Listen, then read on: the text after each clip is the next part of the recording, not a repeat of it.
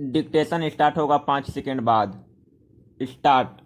कर्नाटक के मुख्यमंत्री पद से बीएस येदियुरप्पा की विदाई दीवार पर लिखी वह पुरानी इबारत थी जो अब पढ़ी गई है। पिछले काफ़ी समय से पार्टी की स्थानीय इकाई में उनके प्रति असंतोष के स्वर मुखर थे और इसका संदेश जनता में अच्छा नहीं जा रहा था। ऐसे में पार्टी के केंद्रीय आलाकमान ने एक सीमा के बाद हस्तक्षेप किया और उसकी परिणति यह इस्तीफा है। अभी चंद दिनों पहले येदियुरप्पा ने दिल्ली में पार्टी के वरिष्ठ नेताओं से मुलाकात की थी और तभी से मुकर्रर दिन और तारीख को लेकर अटकलें तेज हो गई थी। कर्नाटक में भारतीय जनता पार्टी आज जिस मजबूत स्थिति में है उसमें येदियुरप्पा की अहम भूमिका से कोई इनकार नहीं कर सकता। राज्य के मजबूत लिंगायत समुदाय पर प्रभावी पकड़ उनकी दावेदारी का सबसे वजनदार पहलू रही, पर चुनाव जीतना और शासकीय दक्षता दोनों दो चीजें होती है और येदियुरप्पा के शासनकाल को कर्नाटक में किसी दूरगामी शासकीय फैसले के लिए नहीं याद किया जाएगा। Paragraph change. उनके पुराने कार्यकाल में भ्रष्टाचार के कुछ प्रकरणों और बेल्लारी ब्रदर्स को लेकर काफी विवाद खड़ा हुआ था और अंततः उन्हें पद छोड़ना पड़ा था। मौजूदा विधानसभा कार्यकाल में भी मई 2018 के चुनाव में सबसे बड़ा दल होते हुए भी उनके पास लोकप्रिय जनादेश नहीं था।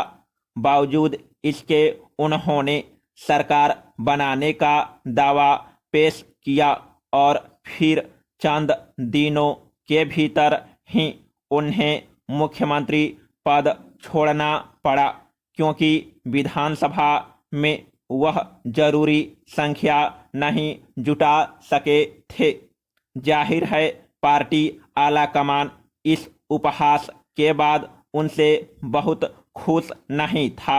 हालांकि जुलाई 2019 में जोड़ तोड़ से सरकार बनाकर उन्होंने पार्टी के आहत मन पर मरहम लगाने का प्रयास किया, पर दोनों के बीच एक दूरी हमेशा महसूस हुई। राज्य मंत्रिमंडल के विस्तार से लेकर कई अन्य मसलों पर केंद्रीय व राज्य नेतृत्व की दूरी साफ दिखी। इससे भी वहां पार्टी के भीतर खेमेबाजी बढ़ने लगी थी। कर्नाटक दक्षिण में भाजपा का गढ़ है, जिसकी मिसाल देकर वह अन्य दक्षिणी प्रदेशों में अपना आधार मजबूत करने का मंसूबा रखती है, लेकिन येदियुरप्पा का शासन उसे वह नजीर नहीं मुहैया करा पा रहा था। यही नहीं, कर्नाटक में अगले 2 साल के भीतर ही चुनाव होने वाले हैं और वहां की राजनीतिक अस्थिरता ने लोगों को कमोबेश निराश ही किया है।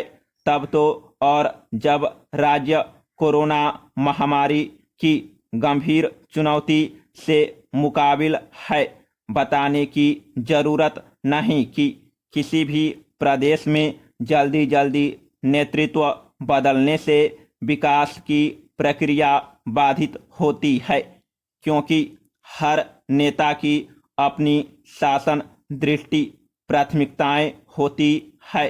विडंबना यह है कि बड़ी पार्टियों के मजबूत जनाधार वाले क्षेत्रीय राजनेता अब सबको साथ लेकर चलने का हुनर खोते जा रहे हैं और इसकी कीमत न सिर्फ वे खुद चुकाते हैं बल्कि पूरे प्रदेश को चुकानी पड़ती है।